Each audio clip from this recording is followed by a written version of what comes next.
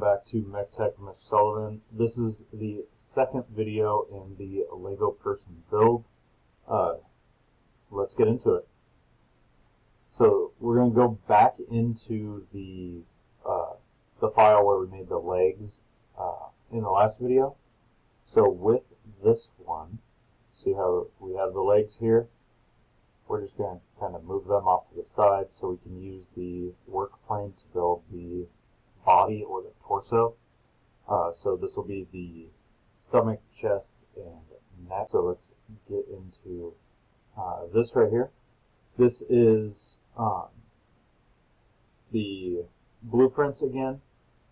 The nice thing about these is that it gives you the size right here. So the overall size is going to be 73. The neck itself will be 23.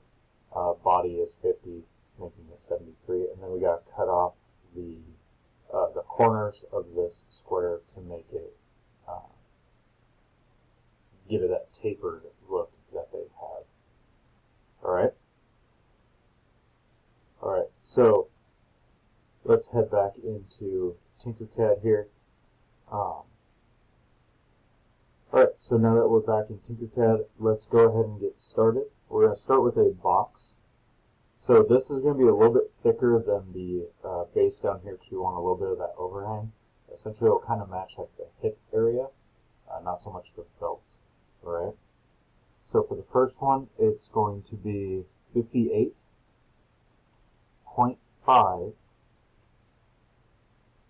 by 30 by 50. Alright, so remember you can type them in like I've been doing, or you can just grab them and pull up or down to make it the size that you need it. So now that we have the chest and stomach area, let's give it some defined shoulders. We're going to slice it right down the side here. So we're going to grab a whole box, bring that out. We're going to make it 60 tall, and then we're going to make it 40 deep, like this. That way it's plenty deep enough to cover all of it. Alright? So what I did here is I got it close,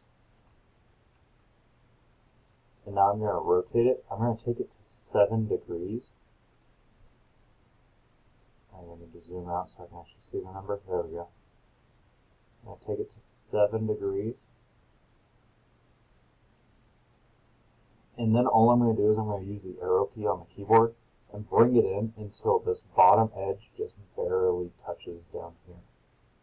Alright, so I'm going to scroll down, and I don't necessarily care about the top at this point in time, I just care about the bottom right here. So I want to see when that barely touches it.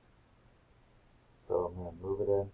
That's touching it a little too much, so I'm going to change the snap grid down to 0.1, and then I'm going to back it back off. And I think I like that right there. Alright? So there you go. There is number 1. So what I'm going to do now is I'm going to copy this. I'm going to, not copy. I want to duplicate it. Now I'm going to use the mirror tool. I'm going to flip it. I'm going to change my snap grid back to 1 so it moves a little quicker. If I just hit the arrow key, it moves a little bit. I want it to move a little faster, so I'm actually going to hold shift and hit the arrow key, and it's going to jump a lot quicker. I'm going to get it close. That may actually be right where I want it. Let's zoom in. A little too much though. I think that's good right there. See if we can get it just a little closer. There we go. That's perfect. Alright, so we have those two done. I'm going to select them all, group them together.